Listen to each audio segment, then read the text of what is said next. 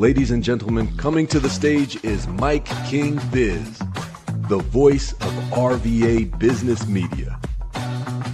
At MIKEKINGBIZ, we celebrate the idea that business makes society better. On behalf of the whole MIKEKINGBIZ ecosystem, we say a big thank you. Phenomenal day, everyone. Welcome to Journey with Jay. We are here in the studio this morning. You can see all the loveliness scrolling past me.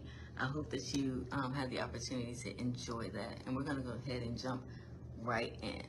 Jay, the space where intention, clarity, and personal growth meet. I'm your host, Jay, and this is your reminder that life isn't just about doing more. It's about becoming more aligned. Each week, we pause the noise and have real conversations about healing, purpose, boundaries, faith, rest, relationships, and what it truly means to live on purpose in every season. This is a space for reflection, realignment, and reclaiming your power without guilt and without apology.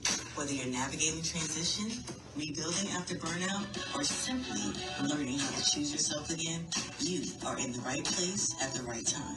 Take a breath, settle in, and open your heart. This is Journey with Jay, where intention meets transformation. Let's begin. So take a breath. Hold it. Let it go. We're going to take another intentional breath again. So in this breath, what I want you to do is whatever chaos, whatever turmoil, whatever craziness has been going on in your day, we're going to go ahead and breathe it in right now, and then we're going to release it, and we're not picking it back up, okay? So here we go. Take a breath. Hold it. 4, 3, 2, 1.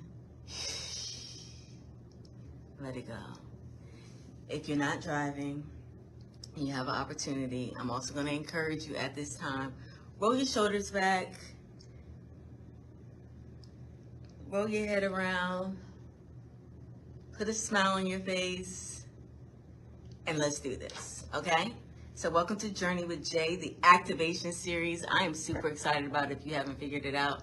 And I introduced it last week, and it's all about clear it, claim it, create it. And we are in the clear it segment. So last week we talked about decluttering, getting rid of things. We also talked about if you're moving through life with your hands clenched, you need to open them in order to receive things. And you need to let things go in order for new things to come. So again, we are in the clear it segment. And this week it's about clearing the noise. And when I'm talking about clearing the noise, I'm not talking about turn down the volume to the music or turn the TV off. I'm talking about real life, in-depth, going deep work here. I'm talking about silencing doubt that you're putting into yourself, silencing your fear, and getting rid of the distractions. Simply put, the other subtitle to this is you got to break up with your old self. Break up with your old self, because your old self can't go into your new spaces, and it is not a part of your becoming. This episode is one of many where it's about you deciding to make a decision to choose you, which is interesting because that's in the intro. Choose you. And in breaking up with yourself, it's going to allow space so that you're no longer trying to function in chaos, overcrowdedness, or confusion. You know, some of the ladies I work with, that's been a big topic, like just feeling like this overwhelmed, this like there's something in the air causing disruption and confusion and all these things. And it's like, that's why it's so important as individuals for us to be in control of our environment, i.e. boundaries, so that we can maintain the peace we desire, because you are in control of that. So I'm gonna go in some detail of what I'm referring to when I'm talking about clearing this noise, okay? Because you could easily get confused and think I'm talking about you're listening to the radio too much, you're gaming too much, you're spending too much time doing other things. And I really want to define what the noise is, because noise is anything that competes with your clarity. Noise is anything that competes with your clarity. Because see, you are not going to be creating your dreams, building, branding, and bossing your best life if you don't have a clear mind, a clear mindset, a clear direction of what it is you're doing. So understand that and clear the noise. Noise is anything that interferes with your clarity. So it might sound like this to some people, like, I'm not ready. The project's not where it needs to be. I can't start. What if I fail? What will people think? Maybe I should wait. Should I? Shouldn't I? Could I? Maybe not. I don't know if I'm good enough. I don't know if I'm capable. I just don't, I don't know. That's internal noise. That is negative self-talk. There's power in the tongue. When you speak it, you shall have it. When you believe it, you will achieve it. When you just start, you will activate. But if you stay in this concept of, I don't know, maybe, could I, am I good enough? Is it possible? If you don't believe in yourself and stop questioning things, then you'll continue to be in the space that you're in. Then there's the external noise that occurs. You know, things like, who told you that you could do that? Or, I don't think that's what you should do. I wouldn't do it if I was you. Or, girl, you're not afraid of doing that? Like, you're gonna go live and talk to people? That doesn't create fear for you? What if you like mess up a word or, you know, say something wrong? What if you start comparing? Or, oh, you're gonna do that, like, you know, so-and-so does that too, and this, that, and the other. Or you allow other people to take up your space. Those are external noises, because again, this noise that I'm referring to is anything that competes with your clarity. So there can be internal things that we do with ourselves. Good morning, beautiful. There could be internal things that we do with ourselves, but then there's also the external noise, especially if you haven't created what I talked about at the top of the hour, that beautiful thing called boundaries. People projecting their fears into your vision, block it. Don't, you know, my mother and I was just recently talking about this. There's a beautiful thing in doing things in silence and letting people see when you show up, because then you're creating a boundary that doesn't allow other people's fears, other people's lack of productivity or belief in you to interfere with your becoming and your intentional success that you're about to create. Don't allow dream killers, naysayers, and any of those things to get in your way. And that is internal, as in don't speak those things into yourself, or external, other people speaking things to you that you should not receive. You have to be very intentional and mindful who you share your projects with. You have to be very intentional and mindful of who you share your projects with. Because see, some people will become that external noise that interfere with your clarity simply because they don't want to see you elevate before them. Or they're not where they want to be, so they don't believe that you're able to do what you want to do. This was a big thing last week. Understand that everyone that prays for you,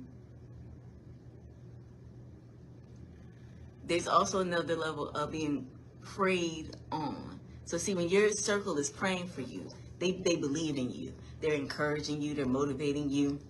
They're using whatever belief system they utilize, and they're going before that belief system saying, you know, I want to see, you know, Toya or Danielle, I want to see them elevate and get to what it is they're growing. But people who are praying on you, see, those are the people that become external noise. They're really just in the room because they want to try to help trip you up. They want to take from you and not be a beneficial, mutual beneficial relationship to you, because pray, P-R-A-Y, is different from pray, P-R-E-Y. Understand the difference, and also understand the difference of speaking into your own life with internal, not noise, but internal direct messaging, i.e. affirmations, where you're speaking life into yourself, versus internal noise that becomes a distraction and impedes your clarity, because they are absolutely separate. So when we're talking about clearing the noise, we're talking about clearing out the noise that is not positive, that is not impactful, that is not intentional, and does not lead to clarity and activation. So clear out the noise, because understand that there's a cost of noise, and that cost is you're busy, but it's not productive. That cost is you're dreaming, but it never goes from being in your mind to being on paper. That cost is you're delaying the process, being so busy, listening to your negative internal thoughts, allowing external distraction to keep you unclear, that you are now delaying your start, your launch. You are preventing the manifestation from coming. And every time you second guess yourself, you hesitate. Think about it. When you get up and you go somewhere, right? And then you're like, well, should I do that or shouldn't I do that? In that moment when you're contemplating, should I or shouldn't I? What happened? You stopped. You stopped. All movement stopped. All intention and focus of that thought of what you wanted to accomplish has now halted. So now you've hesitated. You completely diminished what the goal was, and you're standing in pause, confusing yourself instead of being clear on the action and the intention and being activated in what it is you need to do. Every time you entertain fear, you shrink and dim your light, because every time you're questioning, can I, could I, and should I, that glow that you had, that excitement that you had, that moment of enlightenment that you had, all of a sudden that light becomes dimmer and dimmer and dimmer and dimmer, and your belief in yourself goes from being here and it becomes smaller and smaller and smaller. And I'm sorry for those listening on ESPN 106.1, you can't see me, and I would encourage you to follow along on social media. Go back, catch the replay on Facebook at Jawanda, Jawanda Smith, Smith. But if you could see me, what you would see is when you find yourself entertaining fear, imagine taking your hands and making it like 2 feet. And as you question and allow fear to creep in, bring your hands together. And that's what's happening. You're shrinking your own belief in yourself. You're shrinking and dimming that light that you have in you. And every time you listen to the wrong voice, I'm going to say that again. Every time you listen to the wrong voice, you decrease hearing your own positive voice. So I'm going to be honest with you. If every time somebody told me that I wasn't capable of doing something, I wouldn't be where I am today. You have to rise above that noise. You have to know that it's absolutely okay for you to cut off noise. It's also absolutely okay if somebody is constantly just noise that is impacting your ability to be clear and have clarity, that relationship may not be of benefit to you, and you might need to release it, let it go. And it's okay. As I said last week, releasing things is not a punishment. It's a preparation. Because everybody you've been hanging out with all your life is not meant to be with you all your life. People come into your life for a reason, which means they came in to teach you a lesson. There was something you need to receive, achieve from them, or give to them. Then there's those people who come into your life for a season. In that moment, you might be in a space, and I'll share with you, in my moment of transitioning from being a married woman with children and transitioning to being a widow mommy, for all intents and purposes, I became single. So there were certain relationships that didn't align anymore the same way because I was in a different walk. I had to gain some relationships and have some understanding with allowing people into my space that were also single mothers or widowed mommies, because they would understand the things that were transitioning in my life. There used to be a time, because I was married and had a partner at home, we were in a partnership, where I could move differently. I had to adjust how I moved and showed up in my business as a married woman versus as a widowed mommy who is now the sole parent in my household. I couldn't just on a whim be like, oh, I could be at that 8 o'clock in the morning meeting. No, you can't, because I have kids to get on the bus, because my spouse can't do that anymore. Or I can't just on a whim shoot down to Atlanta to be at a conference.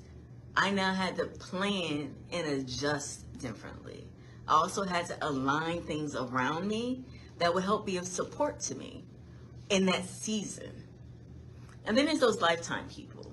There's, some of us do have A1 day ones that we've known since we were 7 and 8, and they've been able to maintain. Those are your lifetime people. Those are the people who, no matter what is going on, you can pick up the phone, they're going to respond, they're going to love on you, they're going to encourage you. They're not going to be noise, because they're not going to distract you from your clarity. Those are the people you can call when you're like, I need some clarity, and they're going to be a mirror to you when they want to be too. So these aren't just yes people. Understand. These are people who are going to be honest with you and call you on your stuff when you're wrong. They're going to say, hey sis, hey bro, I hear what you're saying, but you're wrong. Or I get what you want to do, but have you considered this? Those are your lifetime people. So I'm going to encourage you. Stop trying to take reasons into seasons and seasons into lifetime. It is absolutely okay to let go. And it is not a punishment. It is preparation. Because everything that is in your becoming, in your future self, is not absolutely necessarily aligned in your elevation. And your inability to cut off the noise, to clear the noise, to allow you to be clear in your direction, that is what is impeding you from your elevation. So, stop second guessing yourself, because all it does is cause a hesitation. Stop moving in fear, because all it's doing is shrinking you and dimming your light. And stop listening to the wrong voice, because it's causing you to disconnect from your own. Stop listening to the wrong voice, because it's causing you to disconnect from your own. See, even deeper than that is this concept of understanding who you are, knowing your identity, and recognizing the identity that was created to survive versus the identity that you need to take on that's going to lead to your becoming and your manifestation of where you're going. Because see, the identity of survival will have you not become the best version of yourself. The identity of survival, though it is strong in the areas you don't need it. It will also have you quiet in moments you need to speak. And it doesn't ask for help the way a person who's thriving does. When you're in the identity of survival, that's also when you find yourself overbooking yourself, overgiving, over saying yes instead of making yourself your number one priority. Also, when you're in survival, you play it safe. And see, in thriving and in clearing it, claiming it, and creating it, you got to go big and bold. Big, big, big. You have to go big and bold and believe in it. You don't play it safe in that space. And understand that I get it. Because when you're in survival, you're focused on protecting you.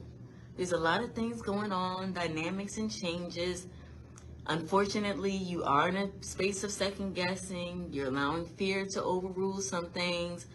And you're listening to the voice that's disconnecting you from yourself. And that's how you ended up in survival. But we talked about this last series that we are believing, releasing, healing, and thriving. So I need your identity to be aligned in that. I need your belief in you to be aligned in that. I need you to have released the things and be putting yourself in position for healing, which is not linear. It is ever ongoing, so that you're thriving. And that's what's going to allow you to clear the noise. Understand that everything that is given to me to speak on this show is done with intention.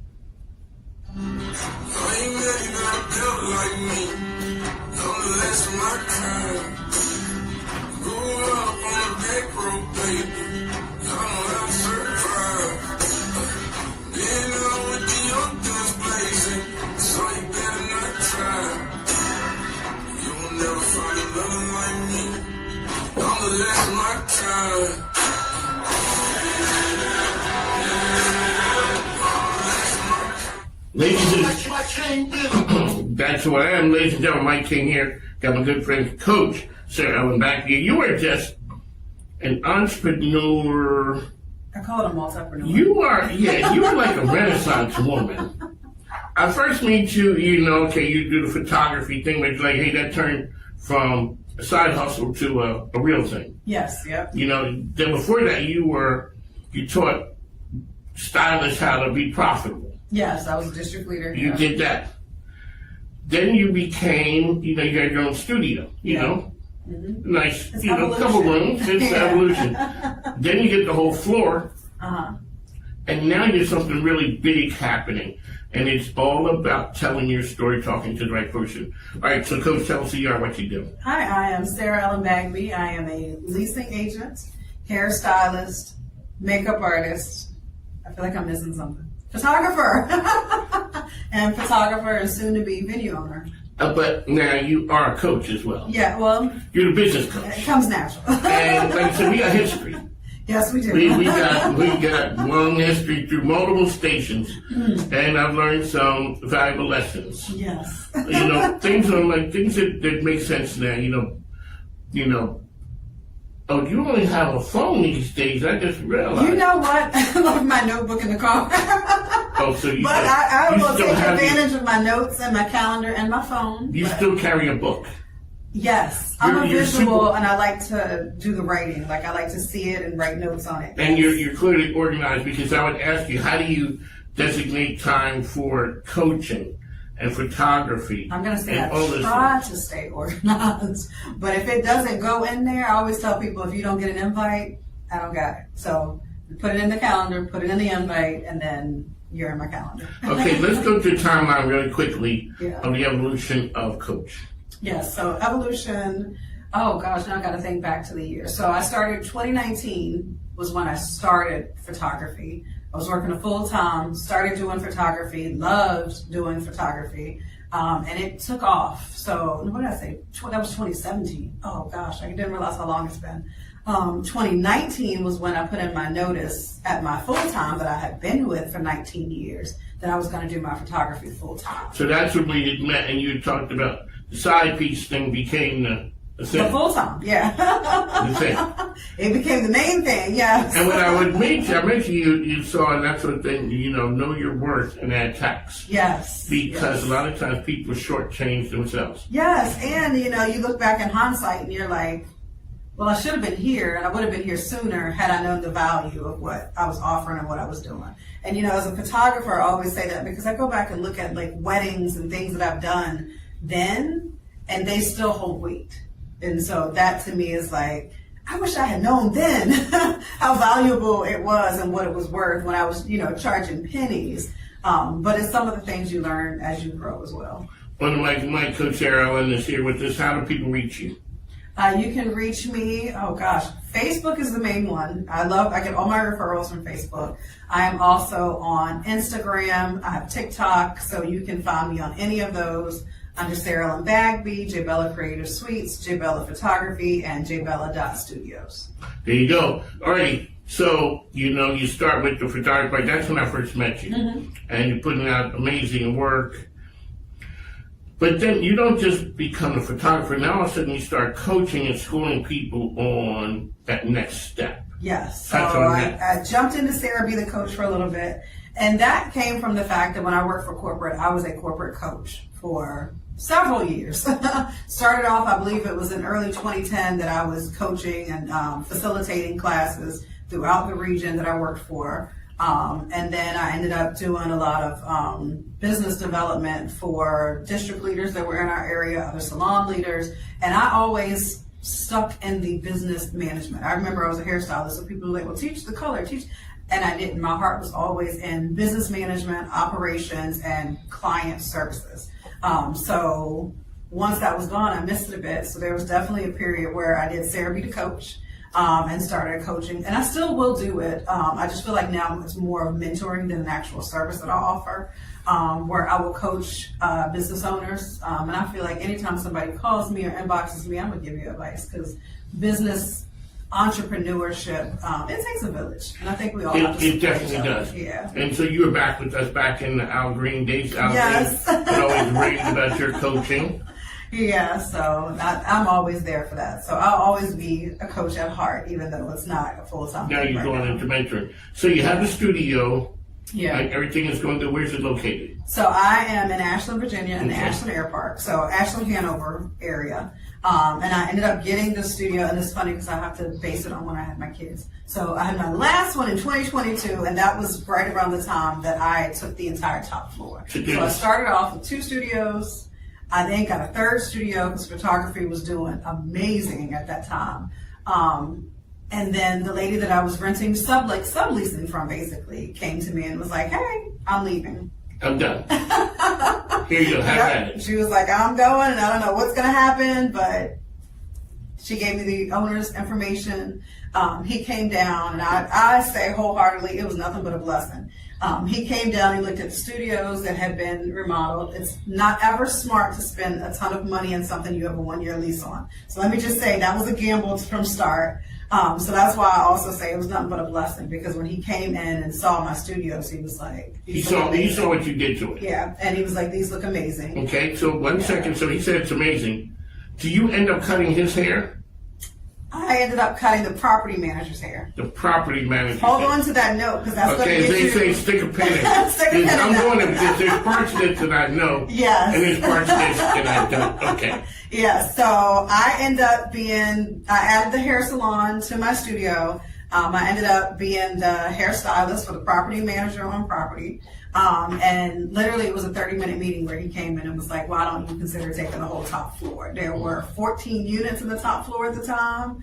And my initial response was, whew, that's a lot. And I think I took like 30 days to think about it because it's a gamble. Like, yes. Yeah, it wasn't something I was prepared from. I had 2, and I would be going to 14. Yeah, it's a lot. They sweetened the deal though, because they were going to remodel the entire building.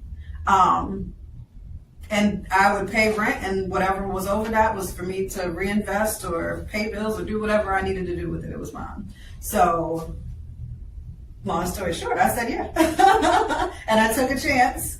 And I won't say it was sweet, but it got done. It got done. And it was a lot of learning, because I literally jumped in it and had no clue. but it worked. So now you've gone from hairstyling, training, business development, to photography, to coaching. Now all of a sudden you have your own studio. Now all of a sudden you become a property leasing person. I call it a leasing agent, So I have, at that time, 14 studios. It's called J. Bella Creative Studios. And we rent to a variety of business owners. So we have everything right now from other hair salons, makeup artists, nail techs. We have one office, and she runs an amazing business, medical billing and coding. She not only teaches, but she runs her own business out of her office. So we have several. Yeah. Okay. So now you have a fateful meeting. Who is that person and how did that come about? Who was the person I had the meeting with? Yes. So I won't put his name out there. But basically it was the owner. He owned the entire lot. Okay. Yes. So he owned that entire lot. I would say that took me about 1.5 years to be able to finally say, like, I'm at a good place.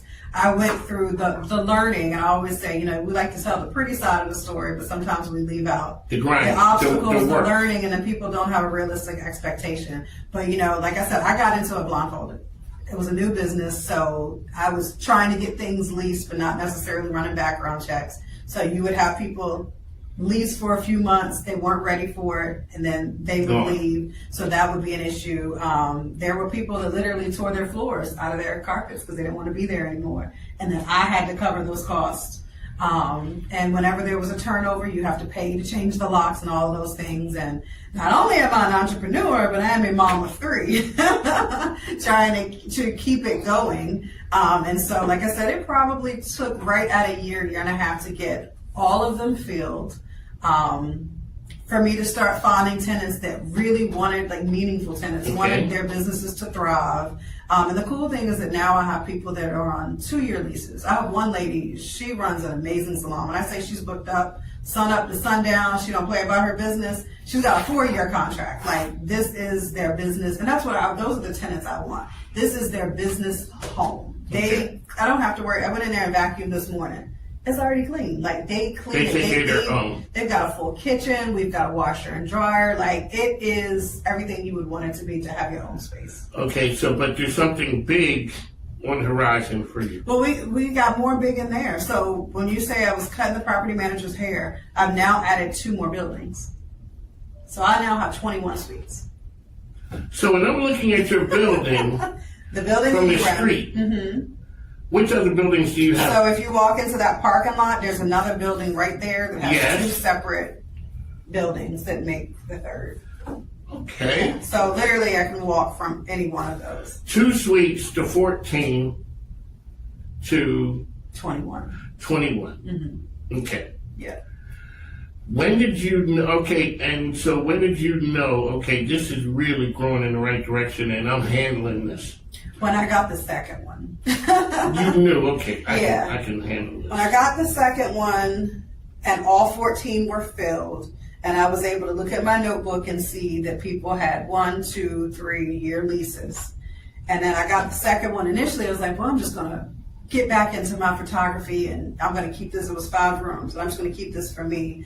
And I think there were some personal changes happening at home. I had an 11-year-old sister whose mom had passed. I was finding myself at home more, and I was like, probably need to rent these out too. And that was it. It was just like things are aligning the way they should be, not necessarily the way I thought they would be. Because when I found myself at home, my sister ended up coming to live with me around that time. And so I was like, I was wondering why I wasn't doing any photo shoots. I feel like you put me here. You put me in a place where I'm available. My kids, I feel like, need me more. And so now the beauty of entrepreneurship is that when things are going smooth, like yesterday was a perfect example. I was able to go pick my kids up early, take my son to tutoring, take them to the park in the afternoon. So I now have, I would say, ownership of my life. Right. By being able to manage these things properly. Okay, you have a big project that is coming around. Let's talk about that part. Okay. So what's that called? So it's going to be called the Hangar Suites. The Hangar Event Center. And that came about, so that pen we had, I was cutting the property manager's hair about 2 years ago. He was coming to me for haircuts, and they had said that there was a warehouse in the back that they were looking at possibly doing, I think it was like a pig and brew, like it was going to be a restaurant. And that day he was like, well, the restaurant's not going to work out.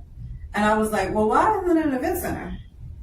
And he was like, what do you mean? I was like, why isn't it an event center? I was like, I do wedding photography and wedding event venues. Like, you're always going to have clients. I was like, and you guys literally have a sign out front that says the Hangar Event Center.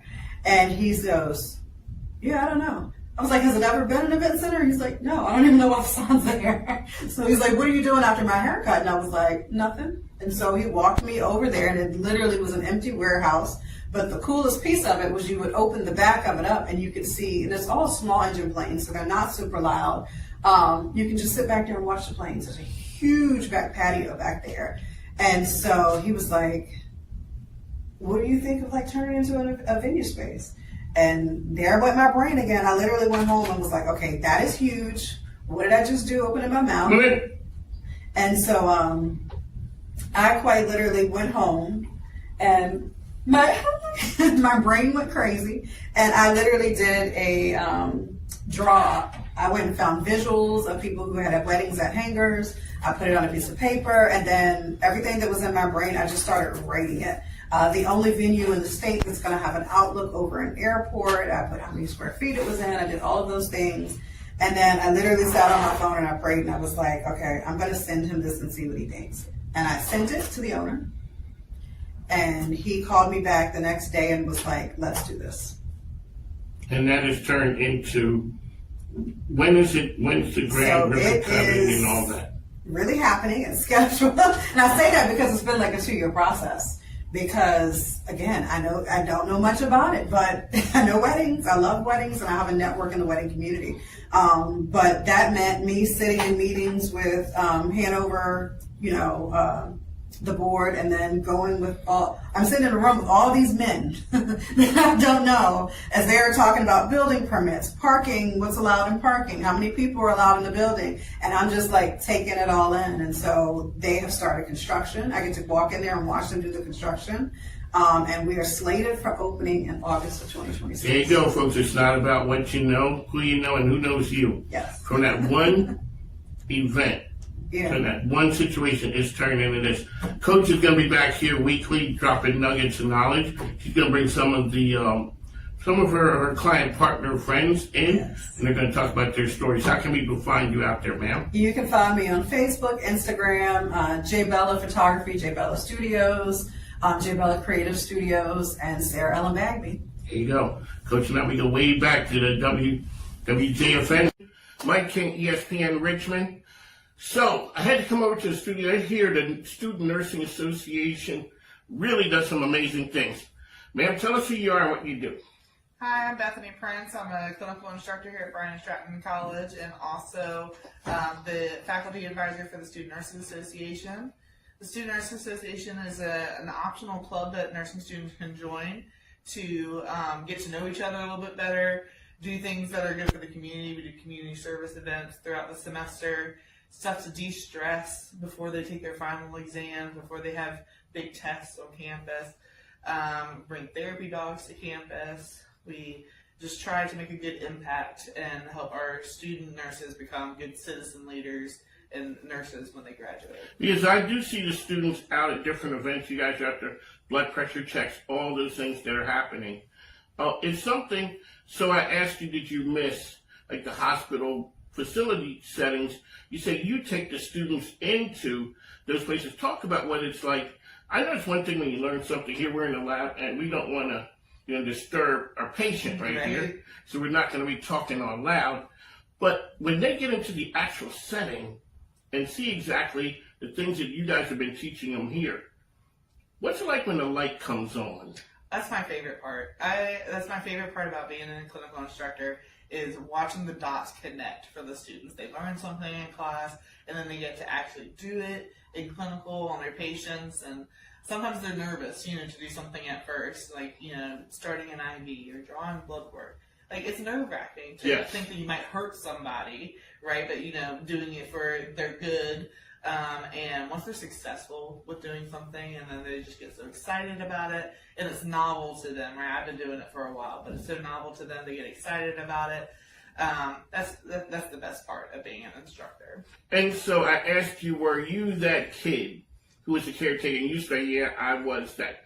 Volunteering to go to hospital with, you know, you're the one, I'll go with you. Yeah. What was it about being in that setting that you really liked? I always loved medical. Like, I don't know, it's just something that always drew me in. I always knew I wanted to do something medical, and then I started volunteering at one of my local hospitals as a teenager in high school, and I saw that the nurses were doing most of the patient care, Yes, right? They're at the bedside for the majority of the time. They're getting to do the fun skills. Versus like the doctors, they come in, they do a great job, they do their assessments and stuff, but they're for 10 minutes or so. The nurses are the ones that are actually doing the majority of the things, and that's what led me towards nursing. Because a lot of times, and I don't care where it is, whether I was in a medical setting, working, there with family members, whatever, the doctor comes in, long white coat. Back in the day, they used to have the PDF in the pocket. You know, and then they reach in there, they say what the diagnosis was, this is the course of action. Any questions to the family? No, doctor, we're okay. Doctor leaves. 10,000 questions, and they're looking right at the nurse. Yes. So you guys are the ones who were there explaining the actual patient care. Yes. Definitely. And I always encourage my nursing students to go into the room when the doctor goes into the room so that you hear what they explain to the family, so that when the doctor does leave and they do have a million questions, you know what you were talking about and what questions to answer for them. So I want to go around. So, I've been a patient in hospital rooms, and I've worked in wards. So this looks like a hospital room that I had been in before. As a patient, too. So I'm not going to be outrageous and loud here because we have patients in this hospital room. So where are we at, and what's the name of this lab? So this is our simulation lab. So we bring students in here, and they have a patient that they take care of. We can have these mannequins do a variety of different things, have different heart sounds, lung sounds, bowel sounds. They open their eyes, they blink, they cough, they talk to you. They have pulses. They are very high fidelity mannequins. So we bring the students in here, we give them a scenario. They have to fix the patient, what's going on with them, give them medications, apply their interventions, assess to see if those things worked. They can also might need to call the doctor. They might have to call respiratory. So it's a very realistic but safe environment for them to practice all of the things that they're learning in class. And then if they do make a mistake, it's easy for me to bring this mannequin back to life, right? Yes. I'd rather than make a mistake on the mannequin than to make a mistake on a real person. So, what's the process? How long am I, because every time I come here, I always walk by and look in here, and it's especially the one with the guy with the hat, Yeah. I mean, sir, you're in the hospital, maybe that's your lucky Eagles hat, but every time I would walk by, I'd be like, wow, this is pretty cool. So I think when you're teaching them all things, getting them ready when the semester starts, how long is it before they get here? Because this is where kind of the cool stuff is. Yeah, so they have their first semester in fundamentals, and they don't really come in here for that. They're learning their skills. They do different scenarios in a different lab, but their MedSurg 1 clinical rotation is their first time that they're in here. We give them the scenario of your patients coming in after a mastectomy for breast cancer, and then they're coming from the OR, and now that you're a patient, take care of them. And they have complications that they have to assess, and then they call the doctor, they get orders, they have to do that. So usually the first time they're coming in here is their second semester of nursing school, and then they will be in here at least once a semester until the end. So when you talked about the fundamentals, what are the what's that teaching? So like I said, the Army kind of condenses things, and what's the first weeks or so of the fundamentals of nursing that we're learning then? We are learning about skills, so how to do vital signs, bed baths, initiate IVs, give medications, apply oxygen devices, insert catheters. So the skills that any nurse needs to know, wound care, etc., that is what they're learning in fundamentals, so that when they go to their first clinical site, that they have a basis of knowledge of how to do things that a nurse needs to know how to do. So it's Mike King. We're here at Bryant Stratton. We are in the Simulation the lab. simulation. I got to get there. I got to put some respect on that name. So everyone raves about students being ready. Like the Bryant Stratton nurses are ready. It's not a question of, am I going to pass? No, this is how outstanding am I going to do? Yes. That's what you guys are. That's what you hang your hat on. What is it about the teaching method? So we talked to Dr. Harris before. Like, we teach people where they are and how they get it.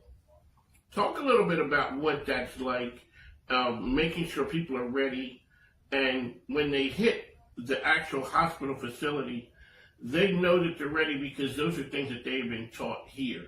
And they're like, oh, wow, that's exactly like we saw back at school. Yeah, I have students all the time that we are in clinical in a patient scenario, and you're like, this is just like that simulation I did at the beginning of the semester. And I remember that this is what I'm supposed to do because I've already done this before. So we try to train them as much as possible in simulation, in our labs, in clinical before they go out into the real world. So hopefully they're able to pull from that knowledge of an experience and doing this before when they're faced with a patient that has this problem. One of the cool parts I know is that here they're all students. They all know each other. So I'm a salesman. And one thing salespeople hate to do is doing role playing with each other, because we know what the person's supposed to say. So they're all students here. And then when you guys go out into the community, they're not looked at as students. Like, no, they're looked at as medical professionals. And I would think that's like one of the first times they get that feeling like, wow, this is pretty cool. Yeah, they definitely do. They feel proud of themselves for, putting all the dots together and taking care of patients and making a difference. All right, so talk about the club. Now, I was told to come over here. This is, the really cool, fun things happen here. Okay. Let's talk about what do the students get from being in the club? Is it like, the good feelings? They get to do a lot of cool things. And why is that important for the students? And definitely they get good feelings of, serving the community and helping each other be successful throughout nursing school. But they also get, it looks really good on their resume. It might help them get a job that they're really looking forward to. We have a mentorship program. So I'll pair a nursing student that's already been through certain courses with somebody that's currently in those courses. And they can communicate together and help each other through the nursing school's tough. It's probably the hardest thing. And any nursing student or nurse would tell you it's the hardest thing that they've ever done. And they really don't want to do it again. So it's hard for a reason, because at the end of it, we have patients' lives in our hands. But having a buddy throughout your nursing school program to help guide you and give you advice, or, hey, this is how I studied, or this is how I managed my stress throughout the program, is very helpful. We found that mentorship is very helpful. And then once they get into a hospital, usually they have an orientation, they have a preceptor that they're with, they even have mentorship programs throughout the hospital to help nurses, especially new nurses, with managing the stress of being a new nurse and, hey, I never know how to do this, can you show me? So starting that in the nursing school era is helpful for when they begin their career. Alrighty, as I said, I was the person who fell and hurt myself in the bathroom when I was at new student orientation. I got lucky. I got a Bryant Stratton nurse. It doesn't get any better than that. And the pride that she had for Bryant Stratton and the nursing program was off the chart. Yes. You just said yes. Yes. It is. Alrighty, one last time, tell folks who you are, and we'd just like to thank our patient here. She's been quiet, She's been a very good patient. Yes. She's been very cooperative. Because I always say you don't get well in the hospital. They make you work hard. Yes. It seems like every 10 minutes, I'm here to take your vitals. Didn't you just take it 5 minutes ago? Yes, we always say that too. There's no rest in the hospital, unfortunately, but it's to get you better. It's to get you better. Yes. Because what you're saying is you give the students scenarios. That's hard when you just, here you go, and all the things you taught them book-wise, now they have to put it into action.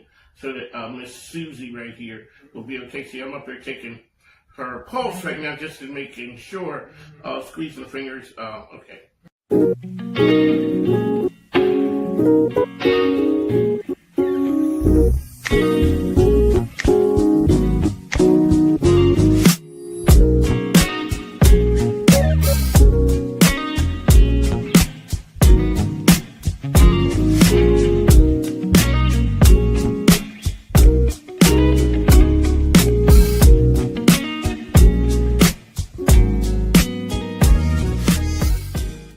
Mike King Biz, the premier business media brand covering and connecting Central Virginia. It's home to MIKEKINGBIZ Radio, producer of On the Mic with Mike RVA, which airs on ESPN Richmond 106.1 FM, The Choice 105.3 FM, and worldwide on IBGR.network. Follow Mike King Biz for the best business-ish content in RV. Ladies and gentlemen, welcome back on the Mic with Mike, the premier business radio program. I'm your host, Mike King.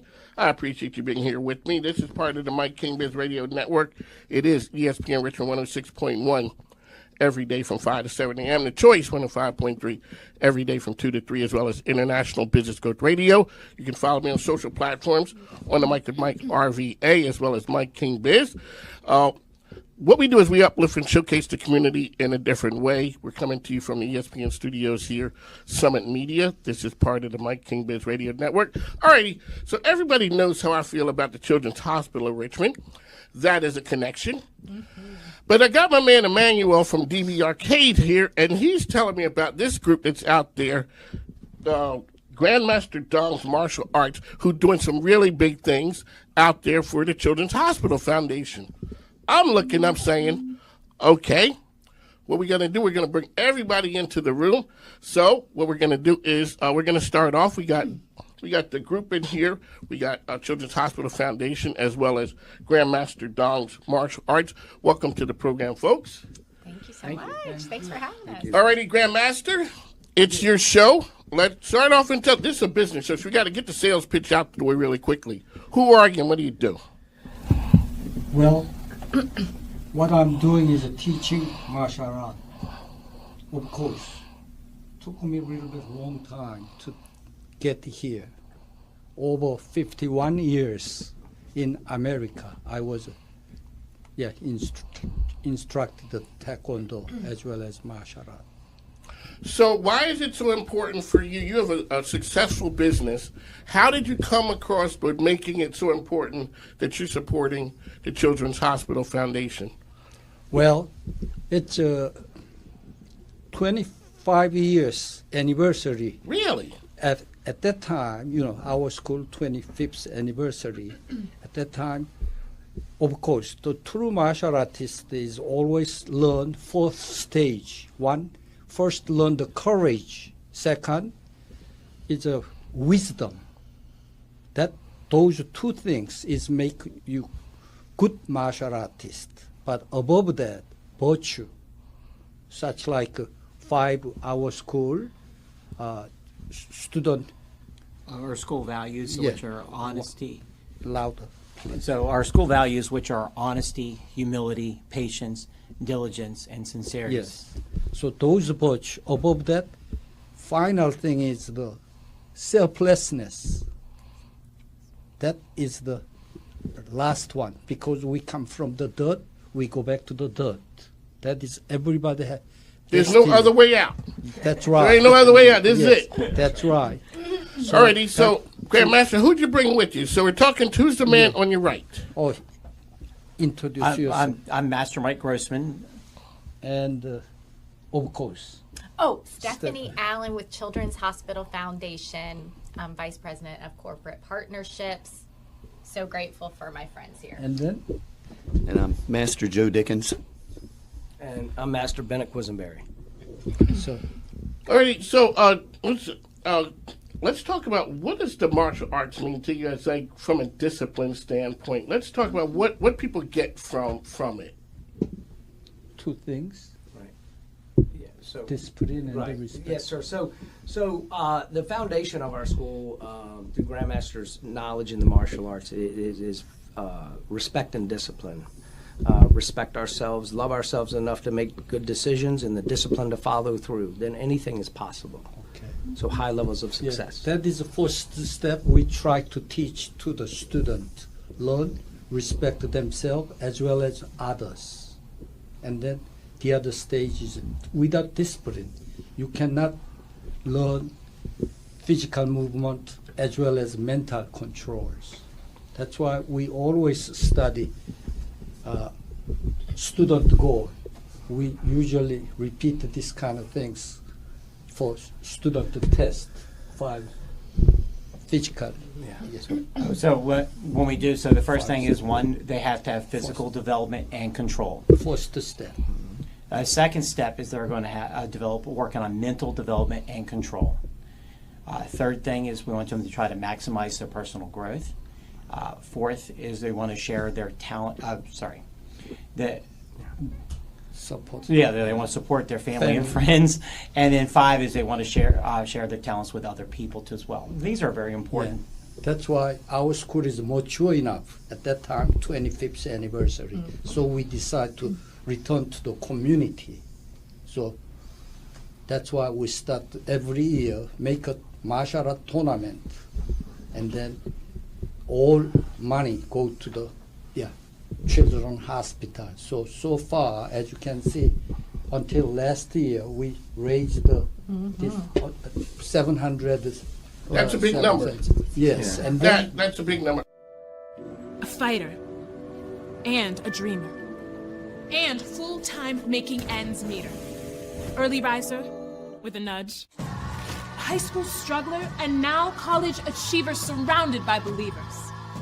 Quick learner and little timer. But I'll make the time. And with my degree, I will give of my time. What's your and?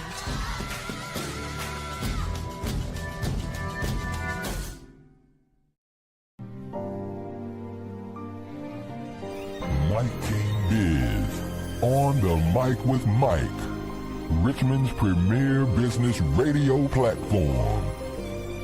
Make it move. Judging how you judge it, say we going corporate. Nah, we just corner boys with the corner office. I'm at the cap table, what the splits is. Not that cap table, boy, we live this. Promoting how business can make the community better. No one does it better than Mike King Biz. On the mic with Mike. Check it out.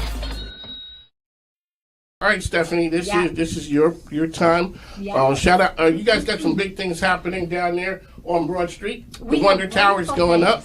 Yeah, we really, really do. It's an exciting time for everybody in our community, really, the region and beyond. And we can't do what we do to take care of all of the kids and families we serve without our partners. And just would love to say a big thank you to Grandmaster and his team at Dong's Karate. I mean, really, I was just saying, I've been here at Children's Hospital Foundation for 15 years today, and I've gotten to have a long-standing partnership with Dong's Karate over those 15 years. And now more than $770,000 to Children's Hospital of Richmond at VCU. And really, truly, honestly, you're not going to be the best children's hospital without the support of philanthropy, without the support of the community. And what we've really been focused on, thanks to Dong's Karate and other partners, is recruiting the best of the best here to Central Virginia, right? Bringing in those top specialists, those top doctors, nurses, therapists, so that our children right here in Richmond don't have to leave home to get excellent care. And we are the hospital for everybody. We're the safety net hospital. Never turn anybody away for really, really great care. And now on Broad Street, we're building The Wonder Tower. The Wonder Tower. The new inpatient hospital for children is going up. In fact, at the end of the year, substantial completion, and then we'll be moving our patients in April. So really, really thrilled. It's a $400 million project. We're fundraising for $100 million of it. And it's just really, really important for our community that we have great world-class facilities that are really going to match our world-class care that we're providing here. When we talk about partnerships, this is exactly what I'm talking about, corporate, nonprofit partnerships. That's a big check. And we always talk about $775,000, $750,000. Right. That goes a long way over the course of time. So when you started 15 years ago, and congratulations on that, who would have thought that this many years later we'd be sitting here and Don's Karate would still be partners? It's wonderful. Well, I really deep down felt it that we would be sitting here 15 years ago, because honestly, when they say so important a part of their business to give back, that really, I feel it, and very selflessness is truly what you see with their entire team. And I've been inside his headquarters and other locations, and everybody that's in there are respectful but also happy and enjoying what they're doing. And I've been to the tournament for most of the years, and it's just a wonderful, joyous time. And we all know that we're really making such an impact when we're bringing Dong's Karate schools and all of your students in to support Children's Hospital. So it really is remarkable, and the amount of money is incredible, and we are so very grateful for the long-standing partnership and above and beyond the fundraising, which is a lot of work. I recognize that you all work tirelessly to put on the tournament and the karate-a-thon or kick-a-thon, but there's great advocates within this team of people for the best possible pediatric health care for our community, and that's what makes the partnership so special. You know, the giving of time, the giving of voice, the giving of bringing the entire community together to support an important mission. Used to make do, and now I'm making a name for myself and my family. I've got no room for discouragement, only encouragement. And I'm being taught business like it's nobody's business. At home and in class. And hold the door, please, because this elevator's going straight up. What's your and?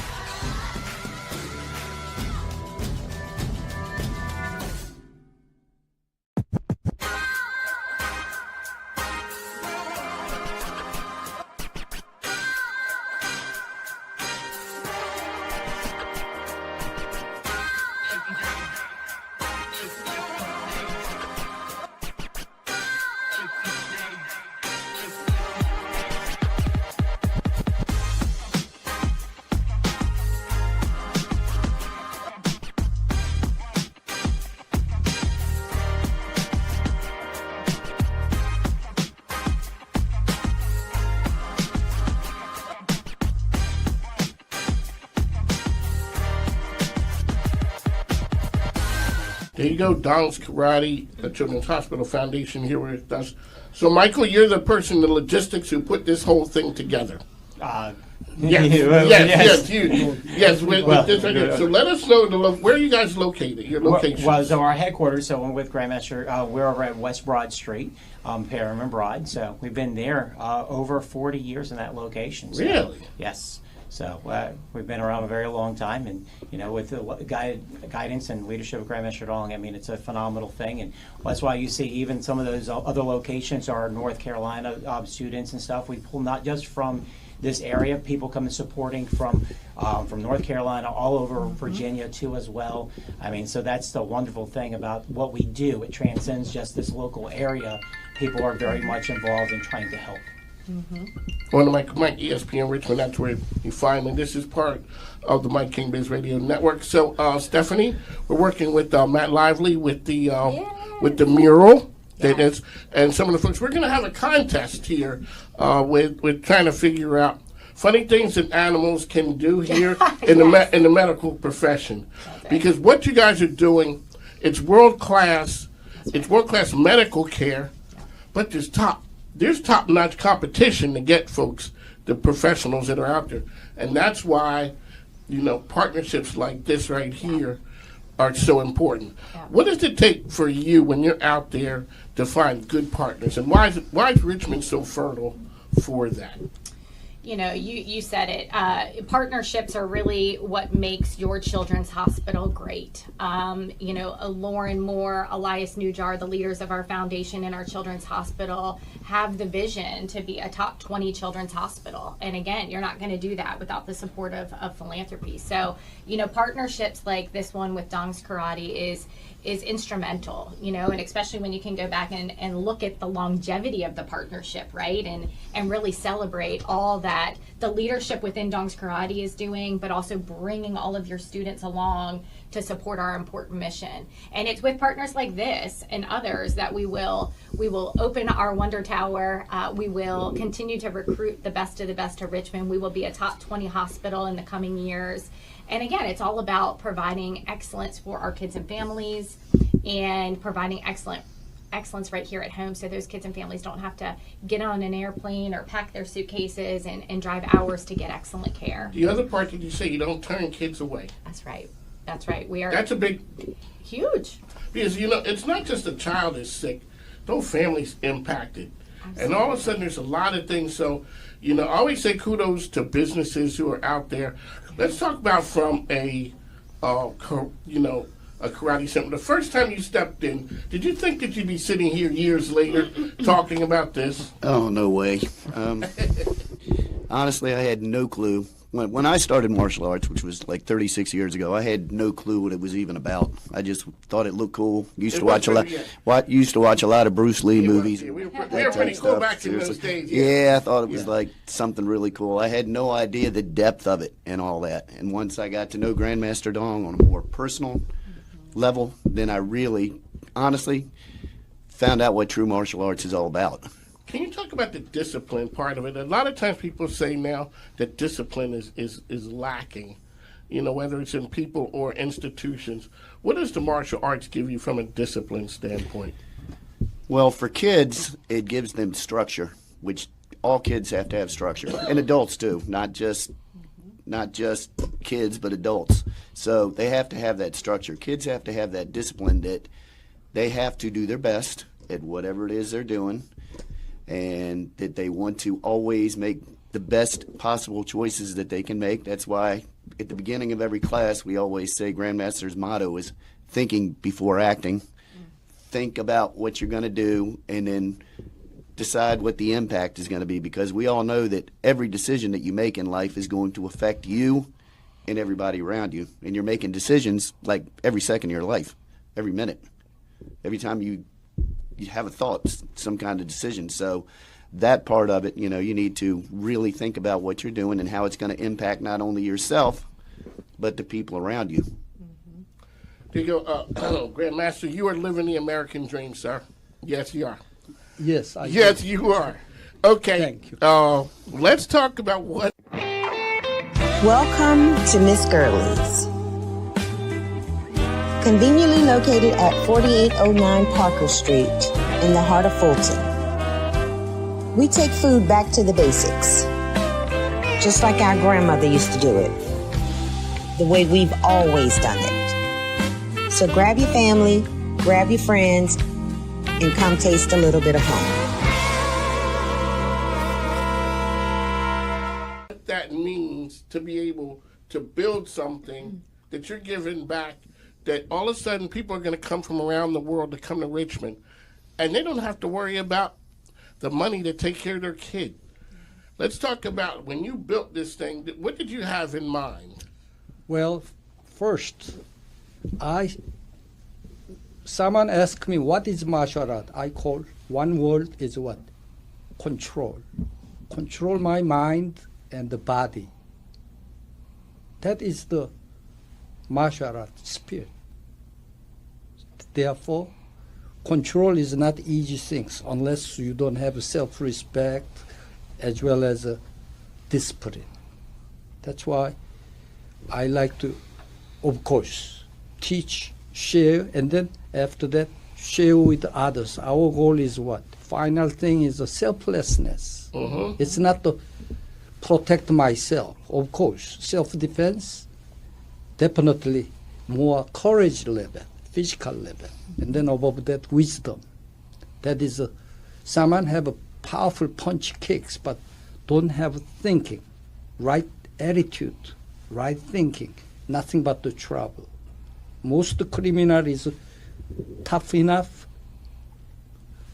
wise enough, but they don't have virtue, which is our school value, as he said. Honesty, humility, patience, diligence, and sincerity. Yeah, those 5 stuff we focus to teach. And then above that, selflessness. Therefore, we can share, so make this world as peaceful, make it. That's what it is. But modern life is everybody is what? Just punch, kick, more like the, become to what? Not anymore sport or martial art, it's more fighting. Who is win? Who is a champion? But it's one of the cool parts about this and having your own radio show is I ride by your building all the time. And I see it on West Broad Street. Oh, yes. I live up that way. Never in a million years do you think that that has this kind of impact. You're just riding by. Oh, that's pretty cool. And keep going. You never understand. And so that's why I always talk about the powers of business. And business can help society be better. And that's exactly what you guys are doing. Alrighty, Michael, how can people find information about Dong's Karate? They can find us on the internet. Our website is www.dongs.com. They can find us there. We're also on Facebook too as well. And you can just look up Dong's Karate. You can find us there. Find us all over. So Richmond, Midlothian, Staunton, Midlothian, Morehead City, Wilson. North Carolina. Harbor Point too as well. Yeah. All right, Stephanie, what's new and exciting for the Children's Hospital Foundation? New and exciting. You know, we're building this Wonder Tower, which we're really thrilled about. I was just thinking, I can't wait for our Dong's Karate friends to come in. We'll have a performance center on the sky lobby of our Children's Hospital. Can't we bring our karate friends in to do a special performance? I know we've done that before, but demonstration for the patients within the hospital. That's really the most exciting thing. We're continuing on sharing the word in the community, throughout the entire community, about the good work that's happening at Children's Hospital. We're currently serving about 72,000 kids a year. And like we talked about, we're bringing in the best of the best. We just recruited our new physician-in-chief who's coming from Nashville. She actually is here from Nashville. She could go anywhere in the world. And she came to Richmond. It's I remember really incredible. Elias said that before. Yep. You know, when you're setting up, it's an all-star team. It is. And you start cherry-picking from others to get your team. Yep. And he says, I'm like, what else do you have to do? We got to keep it strong so we hold on to ours so people don't pick our pockets. That's right. That's right. And people are coming here. People are coming here to Richmond because of the support from our foundation, which is because of partners like Grandmaster Dong and Dong's Karate Schools. The support, the fundraising support, is allowing the hospital to put the right pieces in place and bring the right physicians, the right leaders here to Richmond, and it's an exciting time. This new inpatient children's hospital really has been a dream of the community for 30 years or so. So the fact that Children's Hospital of Richmond at VCU is doing it, and we're bringing the entire community together to make it happen, is really, really special. Well, I'm glad to be a part of it. On the mic with Mike, we'd like to thank you guys for coming in. As I always say, make sure you support the folks who make this possible. Dong's Karate is out the Grandmaster. It's a pleasure. Like I said, when they open a dictionary and say the American dream, that picture's there. I mean, to be able to build a business and then support like this is amazing. So, on the mic with Mike, ESPN Richmond, we got to take off.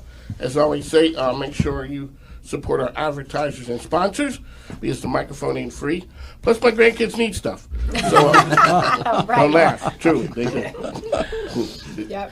Makes it easier than me buying it. Alrighty, so we got to run. On the mic with Mike, we'll talk to you soon. Thanks. Now, take care. Thank you. Thank you so much.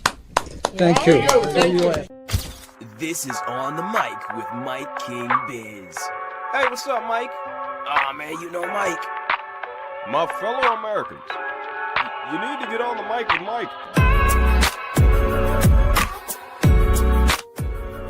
I'm trying to tell you, everybody knows Mike.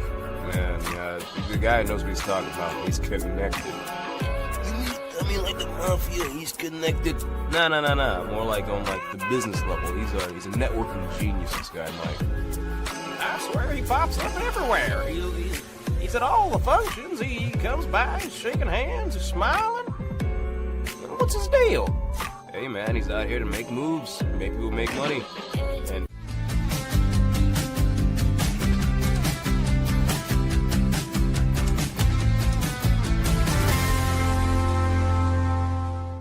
you guys are big time champions in the community.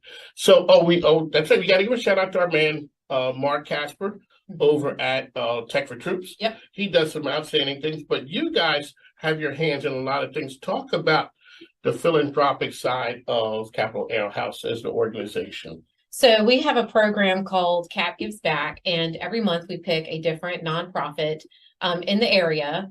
And we donate $1 from our specials from all of our locations to this nonprofit.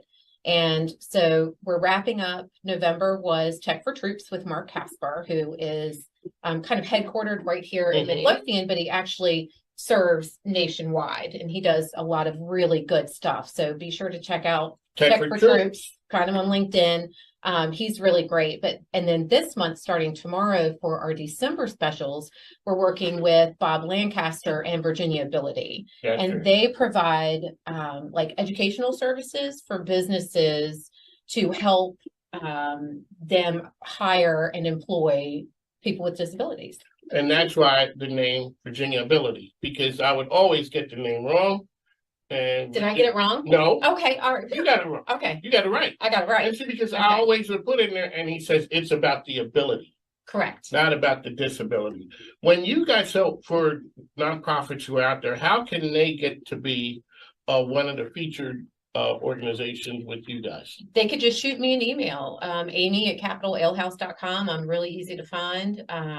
Just shoot me an email and let me know what it is you do and your interest in the program. And, you know, we've done everything from shelter animals to, you know, the Down Syndrome Association of Greater Richmond, who's just recently rebranded. So I apologize. I don't remember the rebrand. That's AGR. That's what they currently were this year, and they've just rebranded, and they can't.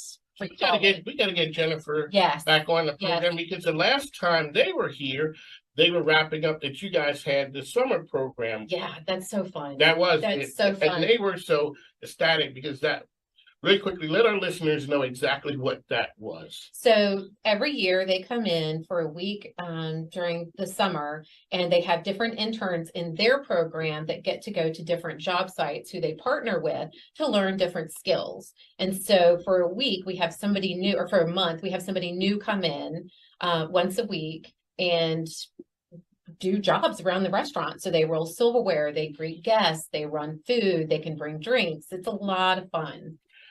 I decided to get into real estate because I wanted to be able to provide a legacy for my family and also be able to be there as my children grow up. I am able to now provide flexibility within my schedule and also be present for my clients. My name is Nicole Reed with Nicole Reed Real Estate and Associates, and I help individuals and businesses buy, sell, and invest in real estate. We believe that everybody deserves to build a legacy for their family and build generational wealth, and we believe that it can be done through real estate. Being in the top 1% in the state of Virginia of realtors and 5% nationally, my clients can rest assured that they have someone that is educated and very diverse within the marketplace. We want to make sure that we're looking and paying attention to every single detail when it comes to the transaction process and make sure that they feel comfortable and secure about making a decision, whether they're buying a home or selling a home. So if you're looking to buy, sell, or invest in real estate, whether it's in Virginia or any state in between, make sure you call Nicole Reed Real Estate and Associates. Real estate redefined.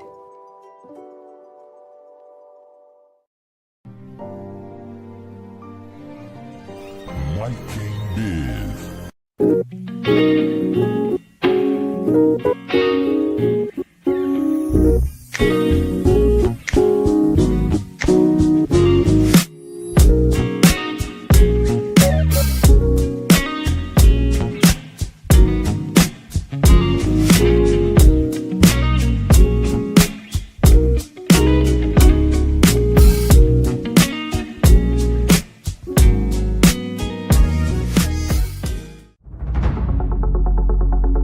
This is the night that 10 years, 15, 20 years, you're going to be looking back and saying, I was here. There's an inflection point happening in technology. We get to lead it, and we get to lead it right here in Richmond. We must prepare existing worker students and communities to be able to use AI so that no one is left behind. The real story isn't AI itself. The real story is what AI makes possible. AI is the new keyboard. It's the new mouse. It's not the answer, it's the instrument. And the more people we hand that instrument to, the more possibilities we turn into realities. People want to be together when you're making a difference. How can we make Richmond, make the region, and in part, all of Virginia, the most AI ready? A lot of people ask me, do we just want to be the Silicon Valley of the East Coast? The quote everybody keeps on having me re-ask is no. My mission is for Silicon Valley to be the Richmond of the West Coast.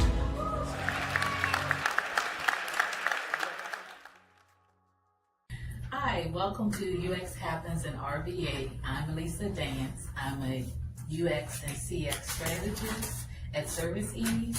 And on UX Happens in RVA, I try to give you practical, insightful tips on how to improve user experience and customer experiences on your business so that customers stay engaged, you continue to have revenue, because if not, there's oftentimes gaps in customer experience and user experiences where you can lose customers. So we try to help prevent that from happening.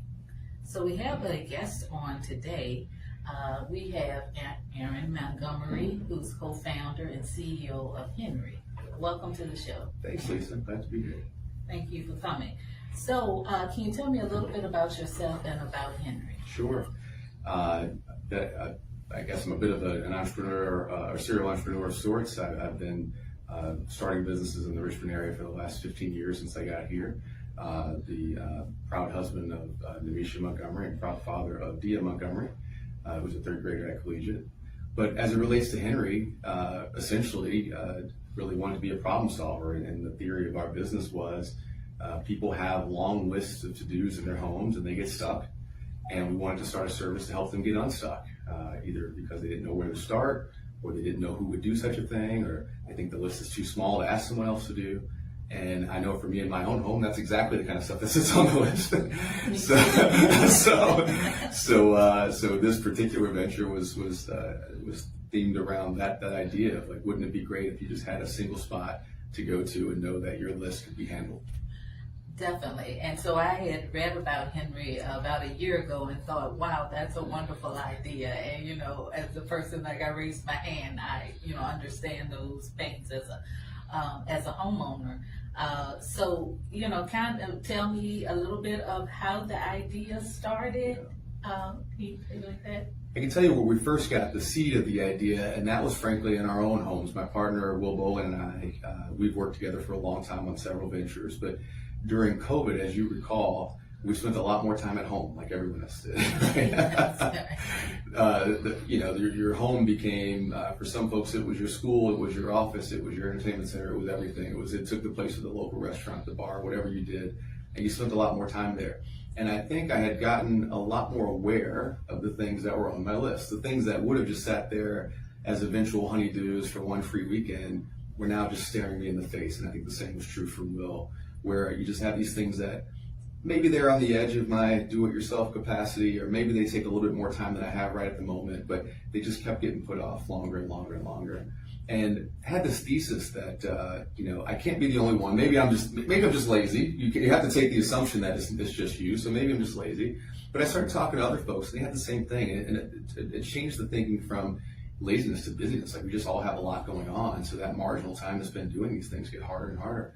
And not only whether you do them or not, whether you even want to contract them out, to take the time to call around and see who can do it still takes more time and gets you further and further from the goal.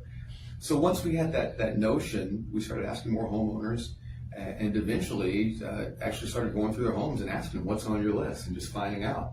And we saw folks with chalkboards and whiteboards. I mean, whiteboards that had been practically tattooed because no one ever erased anything. And nothing ever got checklists that had no checks.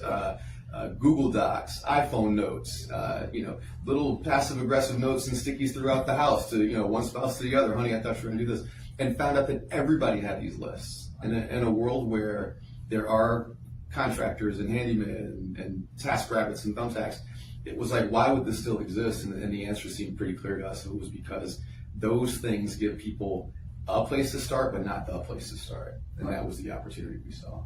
Okay, well, definitely. And I heard from in that answer that you actually did, research with actual homeowners. You just didn't say, oh, I have an idea and I'm going to launch it.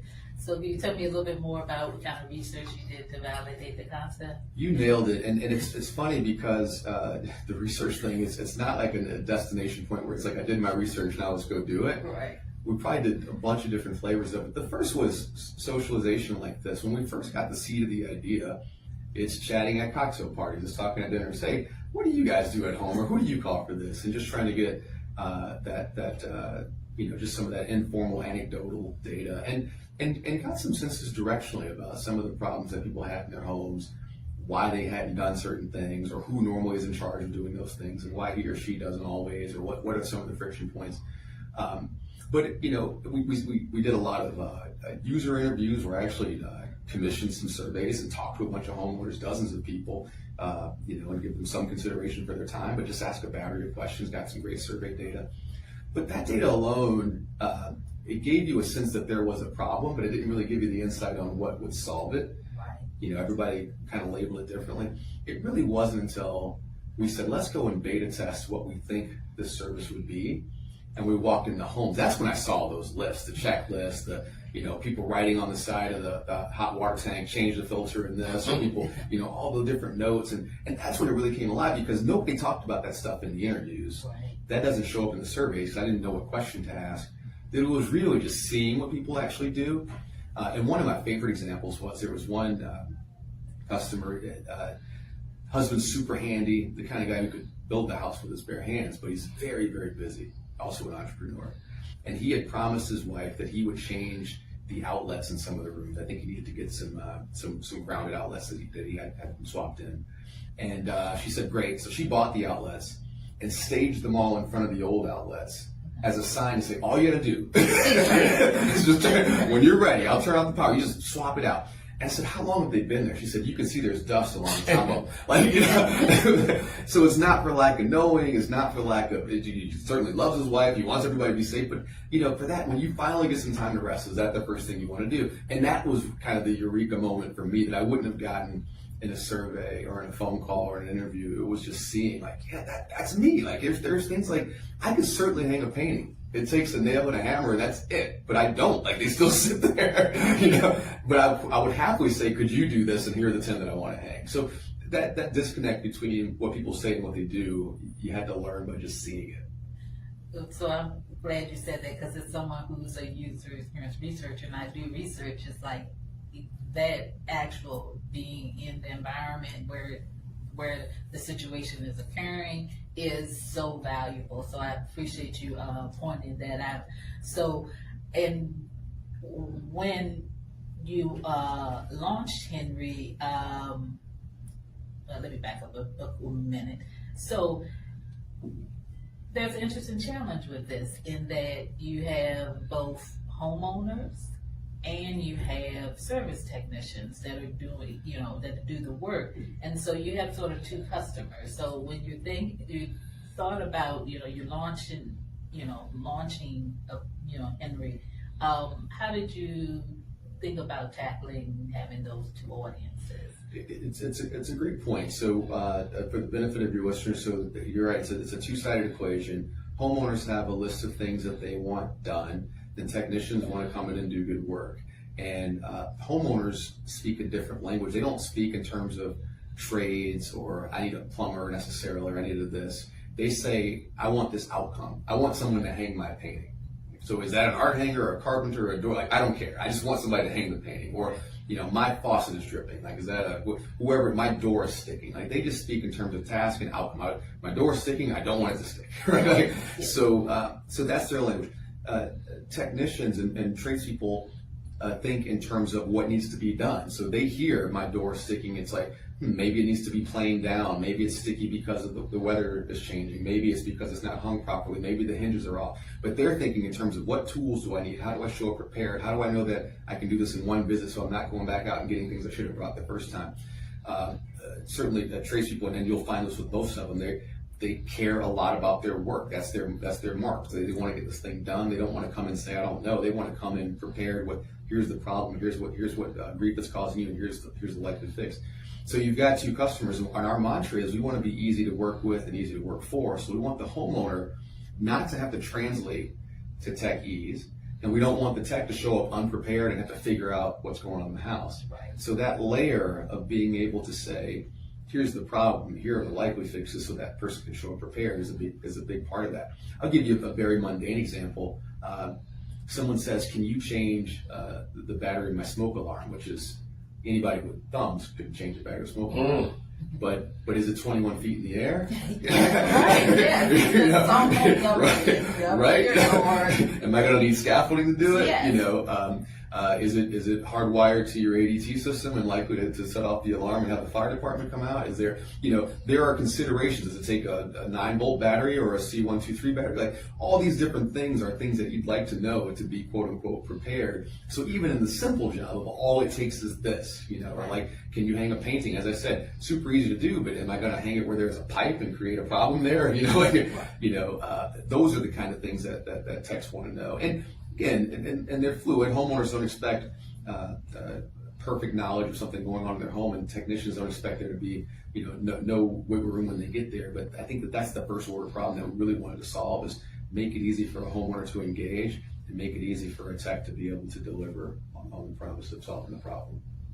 Definitely. So I think, and I will kind of translate what I'm hearing, is that Henry helps take that friction out of it, because Henry is thinking through a lot of these things so that the technicians are set up for success and the homeowners set up for success. That's a great way to put it. I think the job is we're filtering, is this something that we would do, or have something that we want to have somebody else do? We're sorting, if this is one, and I want Lisa to do this one, Mike should do that one. We're prioritizing, and if we're going to do these two things, we ought to start with this one first. So there's a lot of things in that order that, if not for that, it's a homeowner calling around place by place.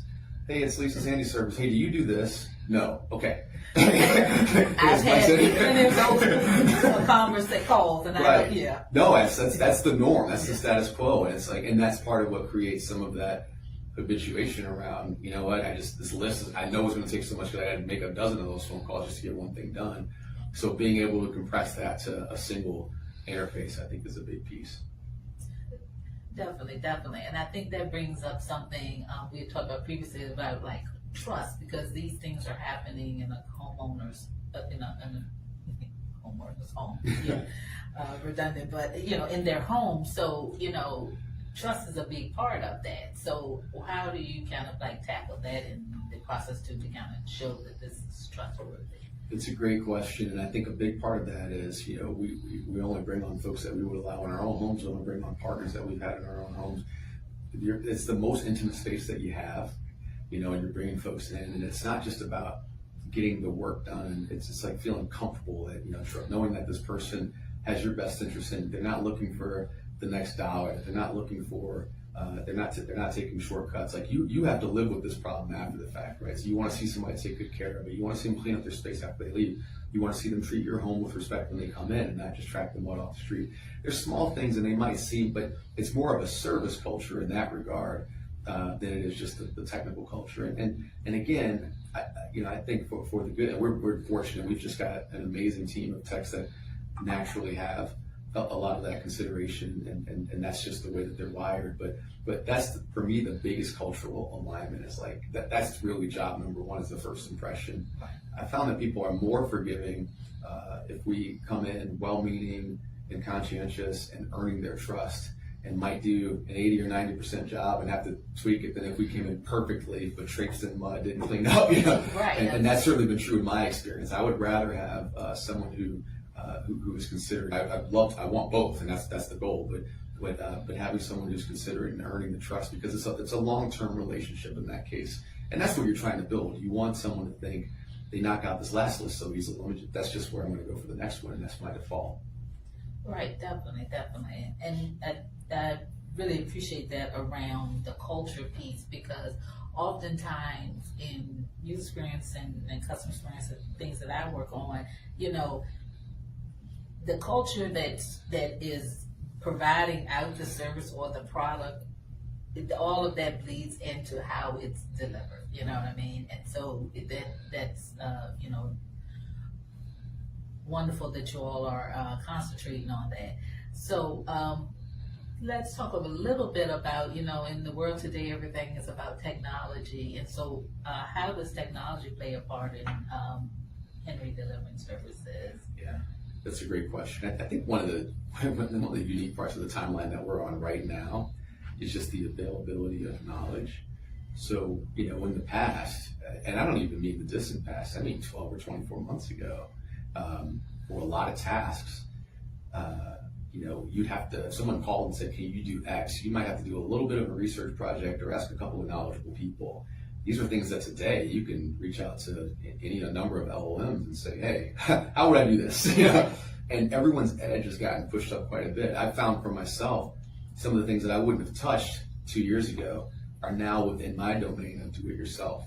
And some do-it-yourselfers are becoming much more competent at the next level, and we're just finding this nudge. So being able to leverage, we've got, as I said, some amazing technicians. Our head of field operations, Steve Osberger, 25 years of experience in project management and home building and all kinds of just great knowledge, home inspector.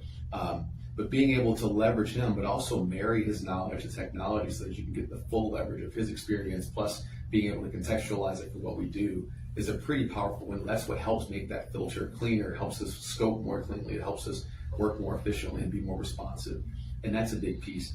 I think also being able to translate things, right, going back and forth, so that the customers aren't buried in tech speak and that techs aren't buried in a lot of things that they don't need, being able to make that cleaner. And then the automation of workflows. Like when you think about, again, 12 or 24 months ago, you do a visit, you've got to take paper notes, you've got to write your invoice at the end, you've got to send, those things like that, or confirmation emails, or, when you show up at the place, what am I doing here today? What's going on? Right. System, I think dispatch said you got X, Y, or Z. All that stuff is going away, and it's getting a lot more simplified. So I think for me, it's more of the consistency of the service. It's more expedient. And I think it's friendlier for both sides. It's less work for the customers, less work for the tech, but you still get that outcome that you want without a lot of machination behind the scenes. Yeah, definitely.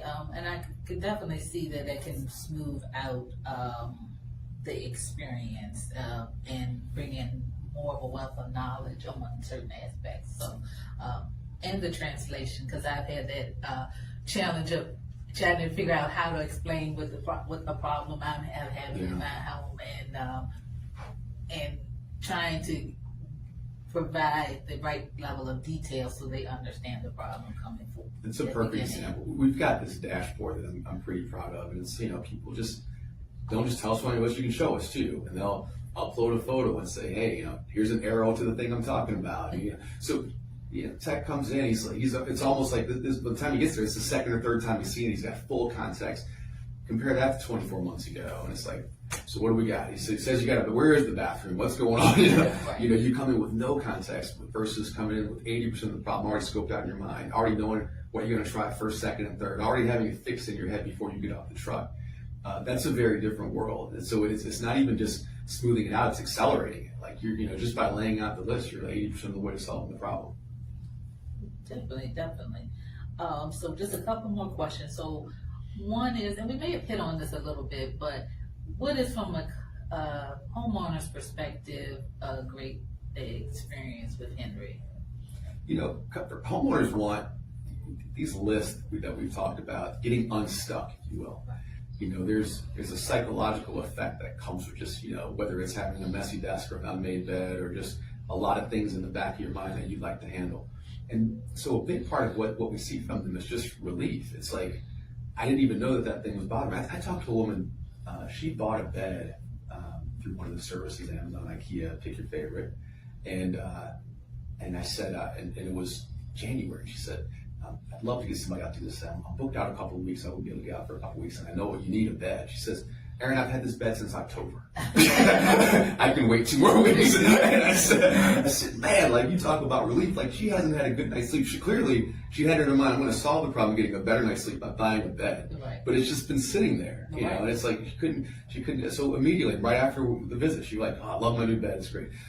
Folks who are moving into a new home, a woman called, she said, can you guys hang curtains, or can you do some curtain rods? I said, sure. How many do you have? She said, like 20. I said, are you doing a remodel? She said, I'm moving in the house and it's naked. And I just don't want to feel like I'm in a fishbowl. And again, same thing. You knock out that list and it's like, I feel more comfortable in my new home. It's relief. So I think relief is one of the things that they're looking for. Progress, like the idea that even if I didn't knock out everything on my list, I got it out of my head. I know I've got a plan. I'm working towards it. I've got some dates that I can pledge to. I know the person who's going to handle these things. And that's a big, big piece of it. It's just knowing that there's somebody on their team to help them actually activate this list. And I think that connects with some research that talks about how stressful environmental clutter is, right? And so those types of things, when you have these sitting around, that's a stressor. And so from the service technician's perspective, what's a good experience for them? When there's no surprises, and when I say no surprises, clearly, if it can't predict everything. Right. You open a wall and there's something there you didn't expect to see, or you go to change a shower head and there's rust behind it. But that's still within the realm of what they would expect. And I think having enough context that they can reasonably predict, at least like these are the kinds of problems I expect to see, or these are the things I'll look for before I start, is a big piece. Those surprise visits of days past where it was just, hey, I need somebody to come over right away, okay, and then just show up and just hope you can figure it out. That's stressful. Yeah. That's stressful. That's you feel like you're just putting out fires. You feel like you're working in an emergency room versus in a clinic. And we went more at the clinic, like, hey, so-and-so's coming in, they've got a sore throat. Okay, I know what I do in that case, right? Like, that's what our visits look like, or at least what they should look like. And that's what I think that the techs want to be able to see, is that, I was able to plan my work. And again, in that dashboard, it's like, here's my day. I know I've got, 15 minutes between Lisa's house and Mike's house. That's my next appointment. I know I got to do these three things when I get there. I should be able to get those done at the time I have. And if not, here's where I'll make up time. They just want to be able to know their day because they have so much pride in the outcome. They don't feel right leaving the job undone. They don't feel right saying, I got to come back and do it 2 or 3 times. They want to knock it out. They want to see the customer smile and say, wow, that was awesome that you did that. So delivering that for them is a big part of the promise. Well, that's wonderful to thinking of for both audiences and what would be the, for them a great experience. So we're going to go ahead and wrap it up now. I have one question is, what was something unexpected in launching Henry that you maybe hadn't thought of, previously? I had so much, and I think a lot of people, when I even talk about the concept, I had my head wrapped around so much this idea of home maintenance as being the problem, that people don't maintain their homes because they don't know how. And so much of the things that I've told you about aren't maintenance. It's, the bed, it's installing a new microwave, it's, some of it is, or some of it borders it, but it's largely aesthetic things like, this paint was chipped and I like to touch it up, or those kind of things. But it's not pure maintenance. It's everything else. So getting unstuck on this list was so many other things, and that list was a lot bigger than I thought. And it wasn't that people needed a lot of direction on what they should do in their homes. They had already made decisions on what they ought to do in their home, what they'd like to do in their home. They just need some help getting unstuck on that list. And then from there, I think the maintenance and other things can cascade through. But it's hard when you say you already have this environmental clutter, and on top of that, I got to change my air filters. I got to do this first. Can I get this off my list? So that was probably the biggest surprise for me. Okay. Well, yeah, and definitely once you sort of launch things, you always learn something, and you iterate and pivot to make it fit the needs better, right? So that's wonderful. So Aaron, where can people find out more about Henry? Best place would probably be on our socials. You can check out our Instagram at Handled by Henry. Get you a good cross section of the kinds of things that we do, and you'll see a really wide list. It obviously includes home maintenance, but so many things beyond that. Get a chance to meet the team, understand how it works. I think that's a great way. And on our website, www.henryhomes.com, would be a great place to get started and understand how we actually scope these jobs and help people prioritize their lists. Okay, great. So thank you for coming on today, and the signing off. This is Lisa Dance with UX Happens in RVA. I ain't many that are built like me. I'm the last of my kind. Grew up on the back road, baby. I know how to survive. Being out with the young guns blazing, so you better not try. You'll never find another like me. I'm the last of my kind. Yeah, yeah, yeah.